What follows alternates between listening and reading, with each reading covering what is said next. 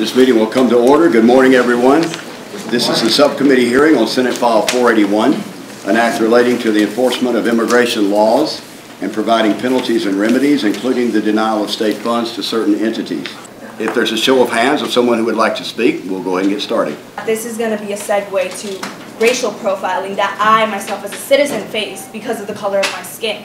Federal government has its job, local police have its job. Local police is to protect and serve, and that's our community, documented or not. What I think is at the heart of this bill is ensuring that local law enforcement, such as yourself, cooperates with the federal government. You don't have an issue with that. Is that correct? The cooperation isn't the issue. It's that this bill, in my mind, would mandate.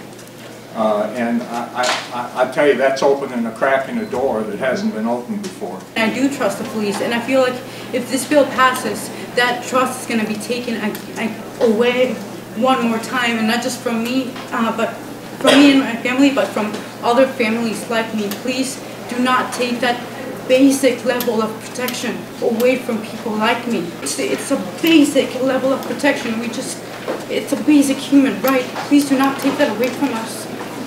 We'll just comment that there is a provision in the bill, there is a section in the bill that protects anyone who is a victim of a crime or reporting a crime from being questioned as far as their immigration status is concerned. But what this bill would do, it would increase the fear among immigrants, and that fear is what is going to keep us trapped and oppressed. And I have never seen a bill like this that will destroy the life of a human being and those more vulnerable, which are victims, immigrant victims.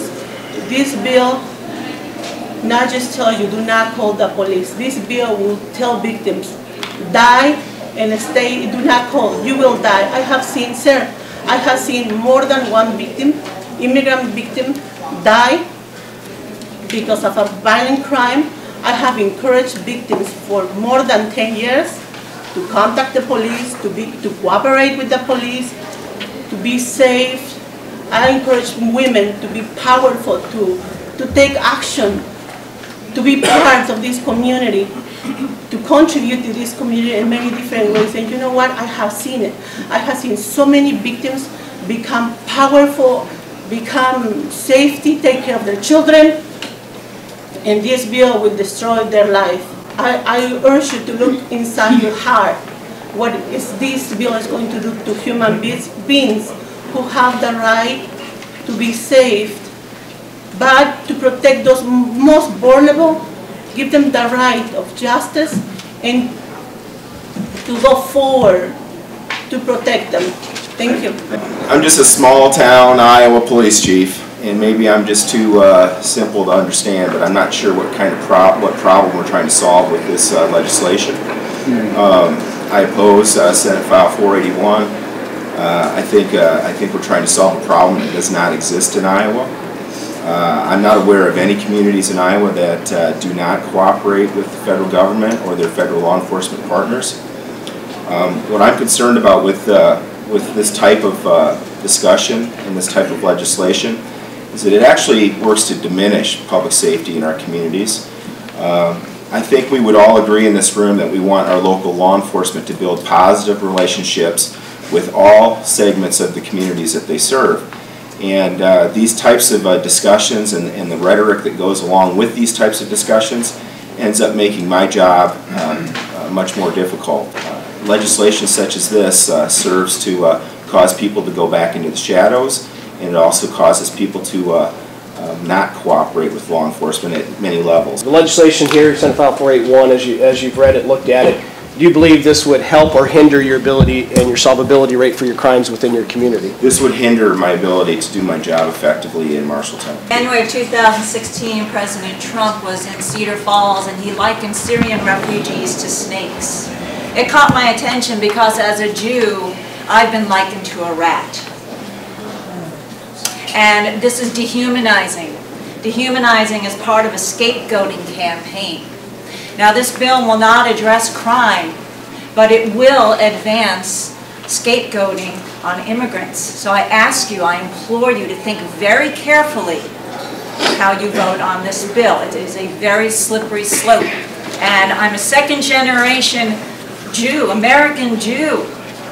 And I still have fear because there are people who consider me a rat.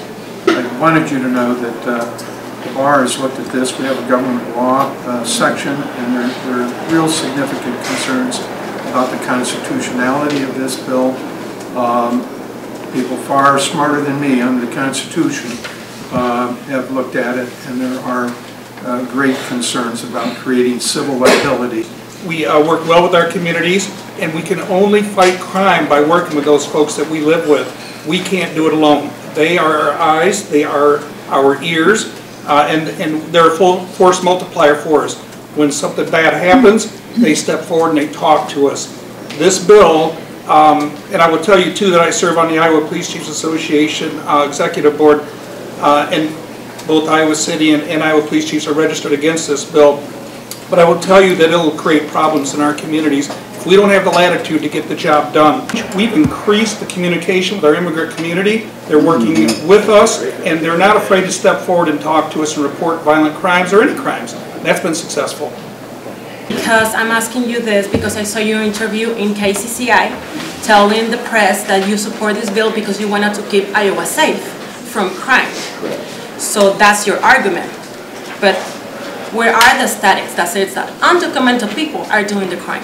My concern actually echoes with the ACLU, which is kind of unusual in my position as a prosecutor. I'm concerned about the legal liability that our counties would have. I know that I've seen in the paper or on Channel 8 last night about a 48-hour hold.